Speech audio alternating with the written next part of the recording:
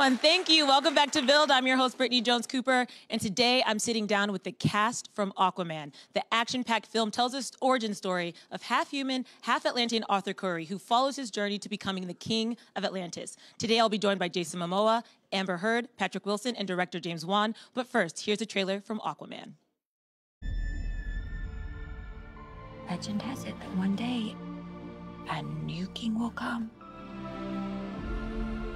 who will use the power of the trident to put Atlantis back together again. It's the exact spot that Volko gave me my first swimming lesson. I already know how to swim. Not even close. You have to forget all the teaching of the surface world. Go deeper. To uncover your Atlantean instincts.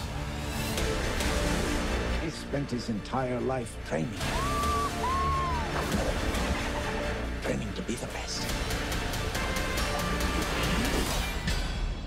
My parents made me what I am.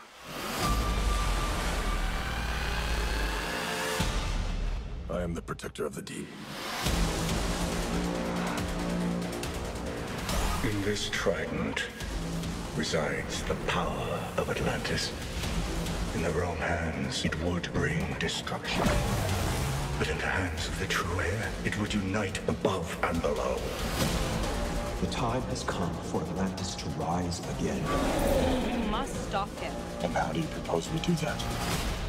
By retrieving this. I already got one of those. Not like this one, you don't. The war is coming to the surface, whether you like it or not.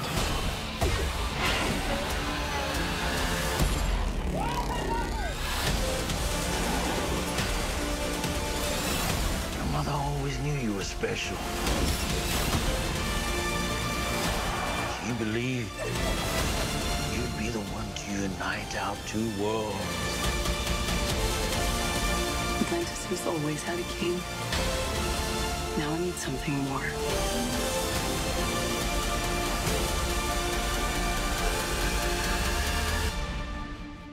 But what could be greater than a king? A hero.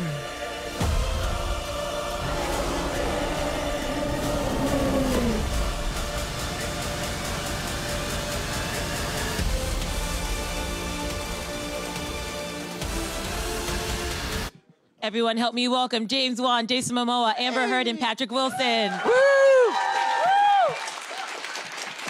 Can you feel that love, that Aquaman love? This is such a big movie. So many people are excited about it. When you hear that sort of response, does it hit you yet, like that you guys are gonna get to show this to the world? Starting to sink in. Yeah. It's such a big movie. Yeah, it's definitely sinking in. Everyone's been awesome, and I've never, there's so much passion here right now, so. Yeah.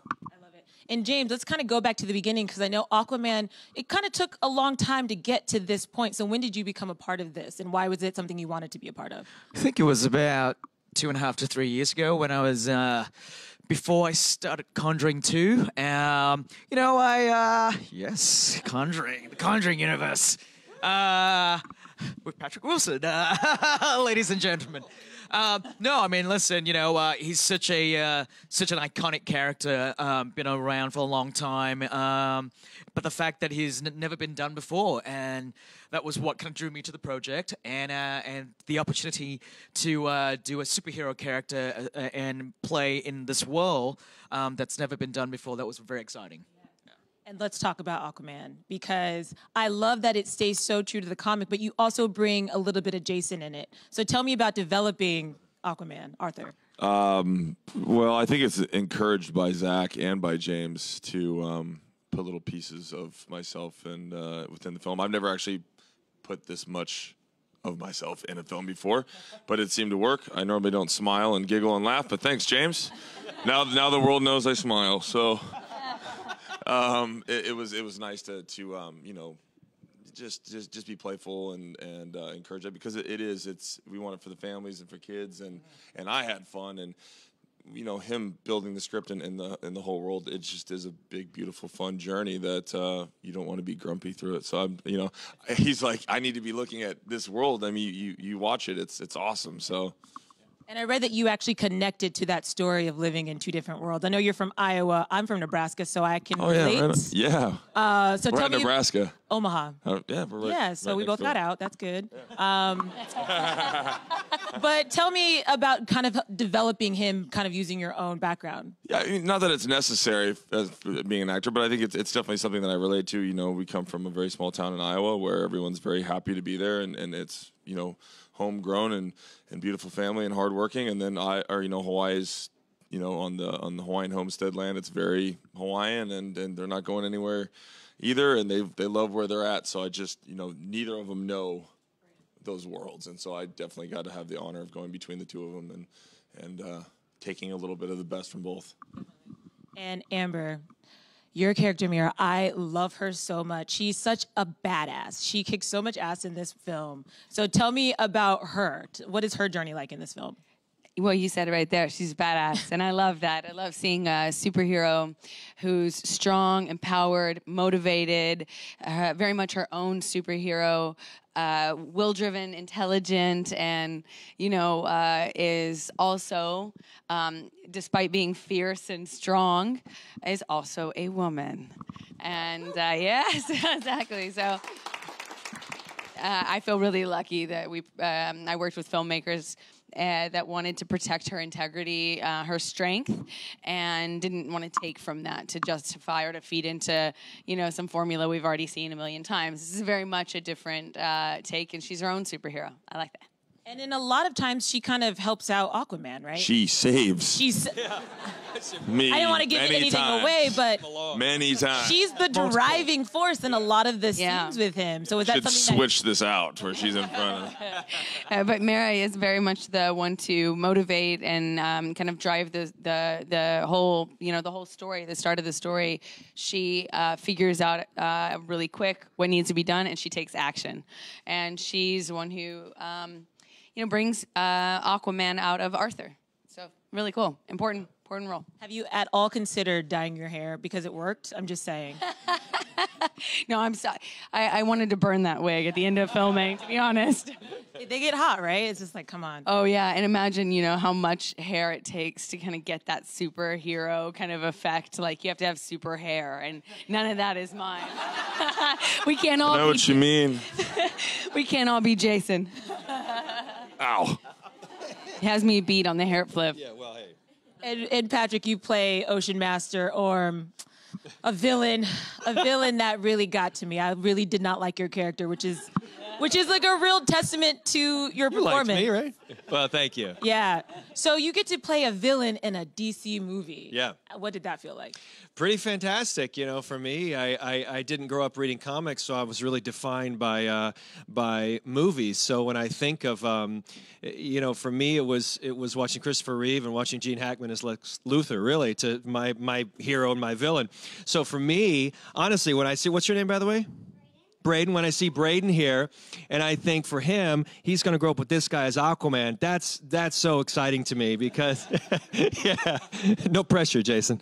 Don't screw it up for him. It's so much fun, and I think what was really fun about Orm is that you get a real insight into why he's doing it, and he's an eco-warrior at heart and trying to get back. It's not just about world domination with him. He's very angry at the surface world for destroying his oceans, which is certainly ocean conservancy and taking care of our oceans is something I'm sure we all agree we need to deal with. So he just happened. That's a real nice sort of theme that Orm's got going. So how he goes about it is, you know, kind of questionable.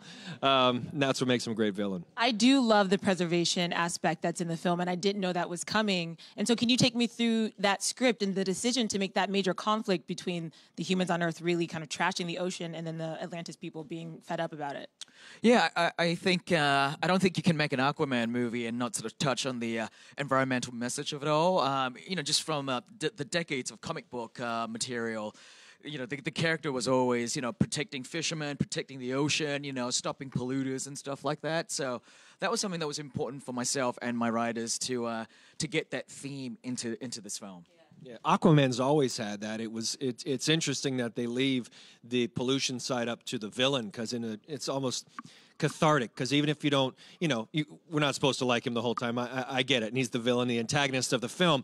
But I think that when you leave it up to the villain to do something noble, the villain is able to do it in an irrational way. But I think the audience kind of secretly likes those moments where we just shove everything back at the surface. Yeah, I mean, it just like what Patrick's saying, just gives it so much to let the villain do it. You just get so much more drama with it, just so much more visual interest. And plus, it makes him a more interesting, antagonist. He's not just a cutout villain. Yeah. And you were able to create this underground or underwater world that felt like space in so many ways. And so when they're zooming through, you're like, oh my God, this underwater world is fantastic. What were the special effects are amazing. Yeah, listen, I mean, I'm a product. I'm a child of the 80s and 90s. And so, I grew up with people like great filmmakers like Spielberg, Lucas, Tim Burton, Jim Cameron, and all that. And so naturally, those guys, their films rubbed off on me growing up. And so I definitely have that sort of kind of built in my DNA. But really, I pulled most of the inspiration from the comic books. And the comic books, in a lot of ways, just has that kind of vibrancy. And it was basically kind of like, like a space saga, but underwater in a lot of ways. And so there's shades of sort of Star Wars sort of meets a lot of the Rings. And that was something that we wanted to, just sort of lean into. Have you guys seen the film yet? Yes. So what was your first reaction to seeing what was created at the end? Well, I mean, for me, it's amazing because I don't normally you don't get this opportunity often as an actor because you were there. So you remember making it, you remember what it looked like and how you felt. And in this case, so much of it was out of the mind of James Swan. We didn't get that privilege to see it really, certainly not in that scale when we were filming. So watching it was kind of like truly like an audience seeing it for the first time was really amazing. I felt like a kid again, like at the theater, or when you're a kid and you're taking on this adventure. It felt like that.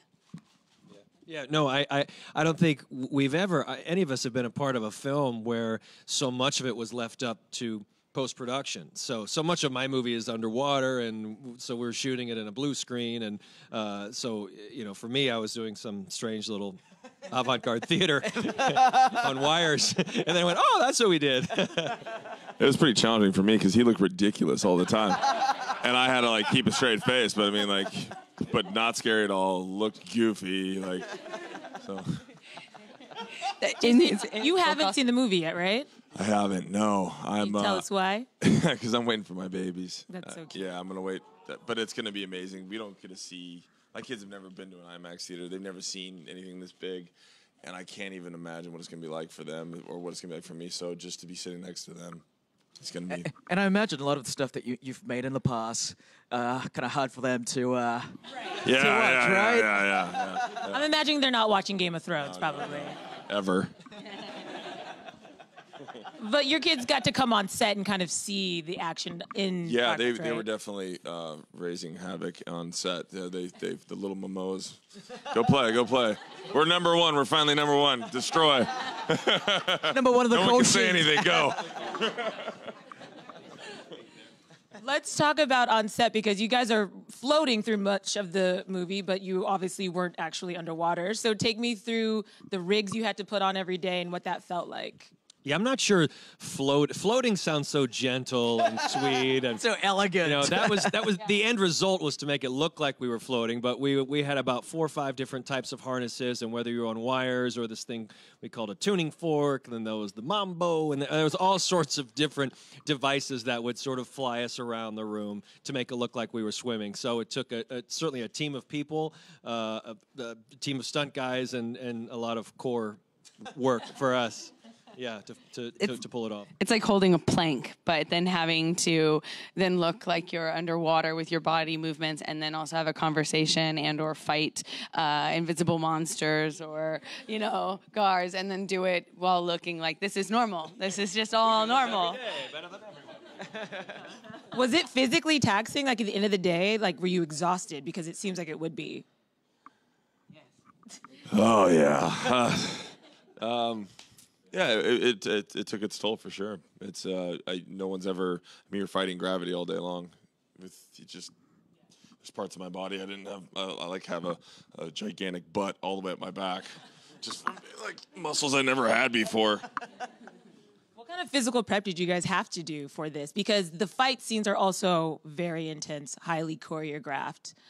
So what kind of work goes into that? Yeah, I mean, we all trained for a long time. I think even Jason, who's done so much stunt work before, it pushed all of us to the limits, I think, of any movie we'd ever done. Certainly for me, it took about 4 months prior to it, and I wanted to gain weight and get as big as I could to be a formidable opponent and so it didn't look ridiculous, us trying to fight each other.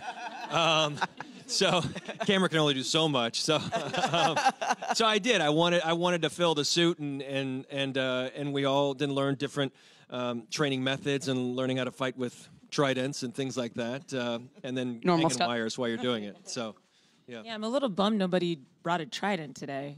They won't let He breaks Jason them. have his trident back. He keeps breaking them. See him, I break him. Amber, how about for you? What did that training process?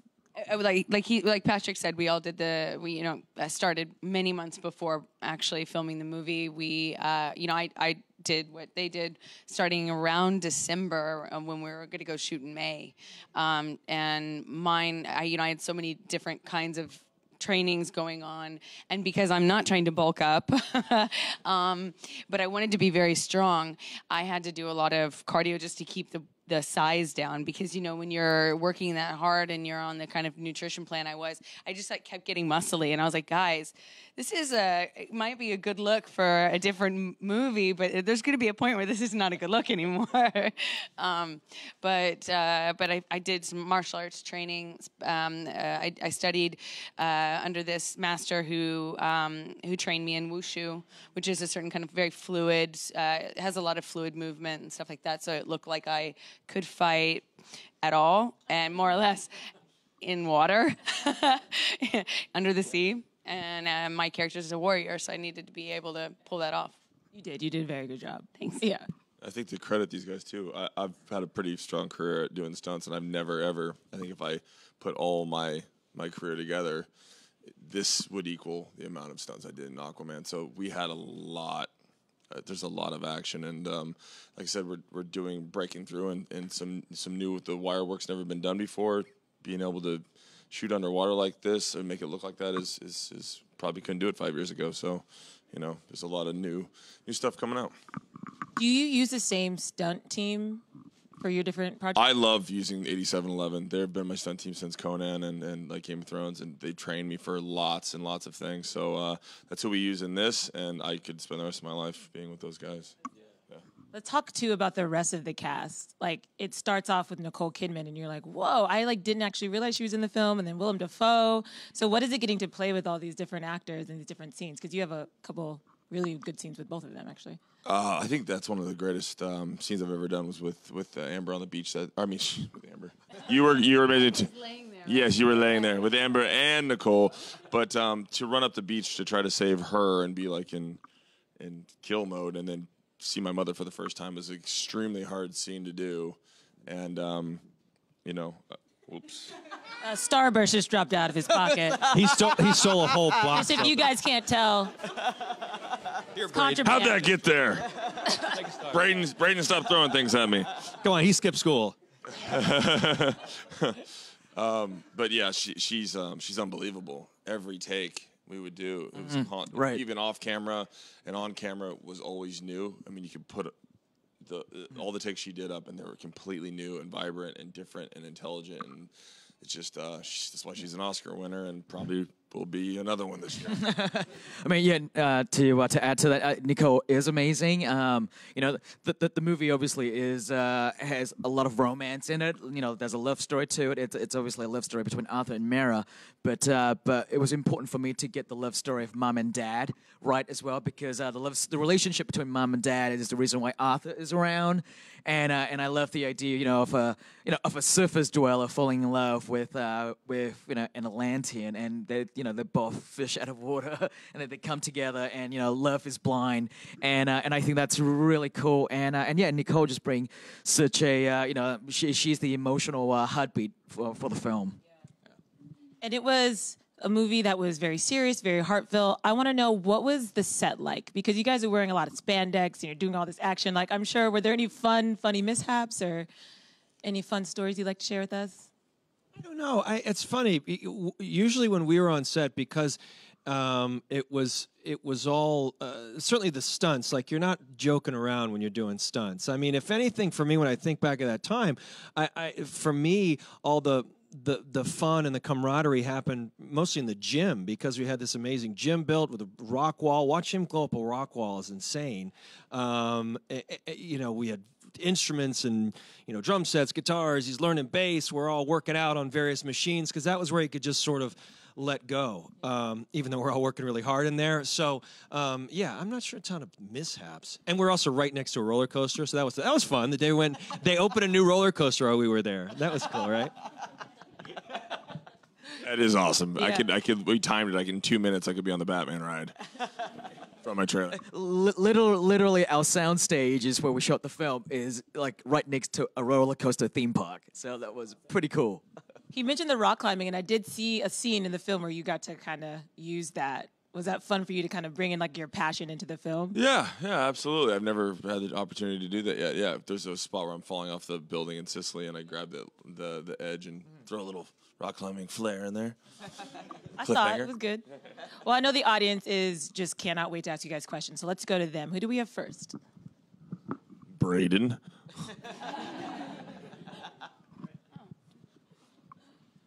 What is it like getting a call from the director saying that you're in the movie? Here, take this while you... Another one. Jason's handing out candy. Jason is. Jason's the Easter Bunny.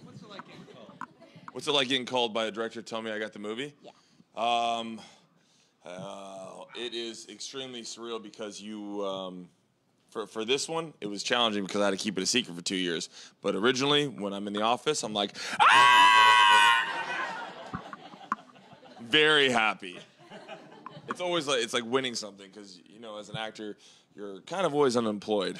So you can be fired at any time, and the job security is pretty lame. And so when you have something like this that you can see with it in front of your future, that you're going to put food on the table, it's awesome. That's great. Thank you. Good question. Next one. That was a great question. Who has the next question? Hi, guys. Hello. Hi. So first of all, I saw the movie on the premiere at Saturday. It was absolutely phenomenal. I'm going to be watching it multiple times to actually understand everything, because there was so much. But my question was, what was the most difficult scene to film? Because there were so many action-packed, but also you're floating. So that was insane. So what was the most difficult scene? I think for me it was some of the action sequences that happened while we were in those harnesses we were talking about earlier, the rigs, and we had to be, say, commanding an army or in an important battle to save the world, or looking for your newfound love amidst all this aquatic carnage that that you cannot see while being suspended by these wires, and in my case, I'd have to get on and off my steed, which was a whale. Killer whale. A killer whale. And then having to do that while you're just really surrounded by green screens, or blue screens in our case, and alone, fighting no one and yelling at no one. It's a little weird. I think for me, probably our gladiator scene, which the Coliseum fight, which I feel like we're still going to go back and do reshoots. It just kept coming. I feel like we trained for it in April. We shot it partly in June, and now we're going back to it in July. And we would just sort of go into our tent, and if I saw that costume, I just went, oh God, we're shooting that today. It just never ended. So it's technically one scene of a few minutes, but I feel like it is weeks and weeks and weeks of work. I mean, yeah, that's usually what happens. To put these sequences together, it just takes so much time, so much effort, and just take after take and days after days to get it together. And as you've pointed out, this movie has a lot of action scenes in it. I wanted to make a really exciting action film, and wanted to design action sequences that you kind of haven't quite seen before. And and whether that's underwater or the sort of the Italian fishing village sequences with Black Manta, played by Yahya Abdul-Mateen, and it's these scenes are super cool to design, but they're pretty hard to shoot. Yeah. Well, they happen in unorthodox places, like you mentioned the one in Italy. I don't want to give it away, but I was like, I've never seen a fight scene that extensive in a place like that. So good for you. Amber, I want to point out really quick, you have the orange ribbon on. I know that has an important meaning. Can you tell us about that? Yes, it's in support of the UN initiative or campaign, international campaign to support the elimination of violence against women or gender-based violence, which started on November 25th, which is the International Day for Prevention of and Elimination of Violence Against Women. I love that. Also love that you're wearing that and you're playing such a strong female character. Like, it's really, really important. This is the time. Yeah. Hear me too. Absolutely. And next question. Hi. So I love how the costumes are so close to the comics. I was wondering how comfortable they were to wear and how easy it was to, or hard it was to act in them. And I know, Patrick, you've wore a costume in Watchmen. Was this easier or harder? How are the costumes?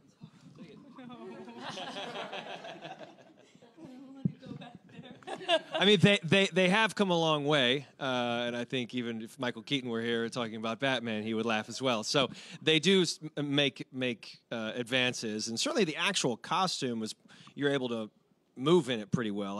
I will say that. The tough thing for me was, you got a harness under it because when you're dangling around, or on wires, that is, or the armor that's put on. That's when your movability becomes kind of tough.